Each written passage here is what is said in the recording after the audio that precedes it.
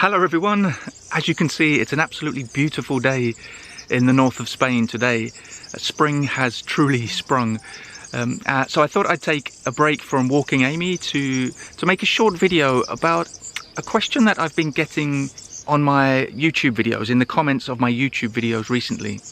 In fact, it's various questions, but basically on the same theme. And it's usually something about the difference between British English and American English. In my vocabulary list videos, people sometimes ask, are these words British English or American English? Or for my Cambridge exam preparation videos, people ask, can I use American English in the Cambridge English exams, or is it only British English?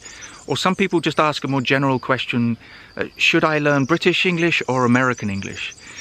And I think it's time to address that question, to kind of put it to rest. The birds are really noisy today. I don't know if that's American tweeting or British tweeting, but they must have heard me, they've gone quiet. But I need to address this question because, to be honest, to be brutally honest, I think you have more important things to be worrying about. Unless you have a really proficient level of English, you know, where you know all the grammar, you have a vast range of vocabulary, you don't really need to be worrying about whether you're speaking British English or American English. First of all, the difference between British English and American English is very small. There's only about a 2 or 3% difference. So it's not really something you need to be worrying about.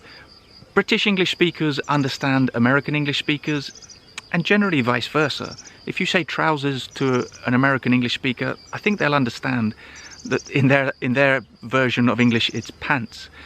And the accent, yes, there's big differences in the accents, but you know, there's a big difference between Manchester English and London English and Glasgow English and, I don't know, Newcastle English. So yeah, maybe for fun, maybe you want to know the difference between American English and British English. Sometimes it's fun to learn the difference between tomato and tomato, or the different vocabulary we use. But I think the impression I get from the comments on my YouTube videos is that people are far too worried about it when it's not that important. Talking about the Cambridge English exams, for example, yes, it's a British English exam, but American English is totally accepted in that exam. In fact, if you speak with an Italian accent or a Chinese accent, a French accent, a Spanish accent, that's fine. Accents are fine.